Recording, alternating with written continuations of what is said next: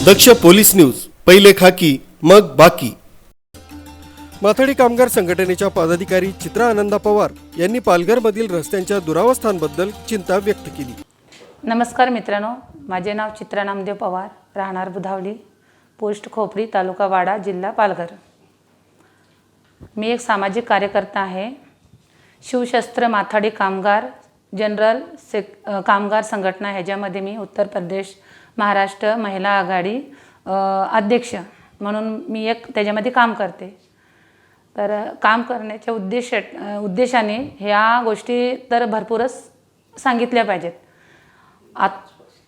आता आमच्या गावची जी परिस्थिती आहे ती खूपच गंभीर आहे। गंभीर सांगली तरी खूपच गंभीर आहे।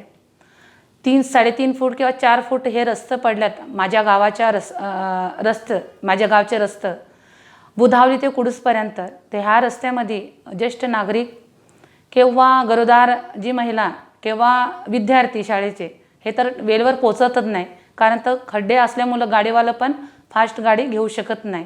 गरोदर महिलांना तर बिकट म्हणजे त्यांना बुधावली ते कुडूस हा रस्ता जाण्याच्या ऐवजी त्यांना सरळ टर्न मारून देवघर ते खानिवली ह्या रस्त्यावरून हॉस्पिटलला पोहोचायला लागतात।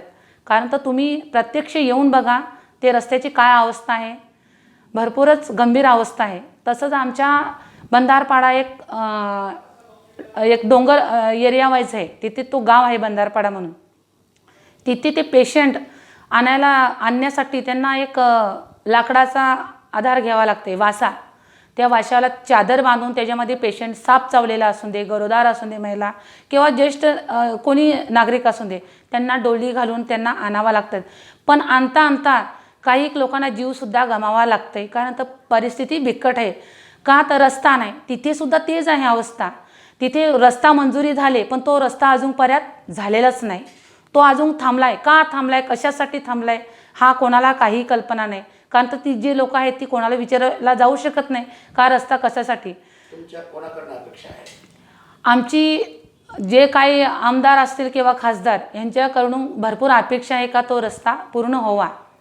ह्या आमच्या 2 पाड्यांचे जे 2 गावांचा जे रस्त्याचा विषय आहे तो भरपूरच कठीण अवस्था आहे। आता तिथे एक ओहळ जाते पाण्याचा बंधारपाड्यामध्ये, ते ओहलातून छोटी मुलं जाते, अंगणवाडीची असतील किंवा मराठी शाळेची। ओहला असल्यामुळे जास्त पाणी असल्यामुळे ती मुलं आहेत ती ओहल ओलांडून जाऊ शकत नाही, कारण तर वाहतूक पाण्यावरती त्यांचा जीवसुद्धा जाऊ शकते। ही खूपच कठीण परिस्थिती आहे। तर ह्या परिस्थितीला पण ते हात द्यावा ही तर माझी खूपच विनंती आहे। मी भरपूर प्रयत्न केलेत त्या बंधारपाड्यावर जाऊन, पण मी काहीच करू शकत नाही, सामान्य माणूस काहीच करू शकत नाही।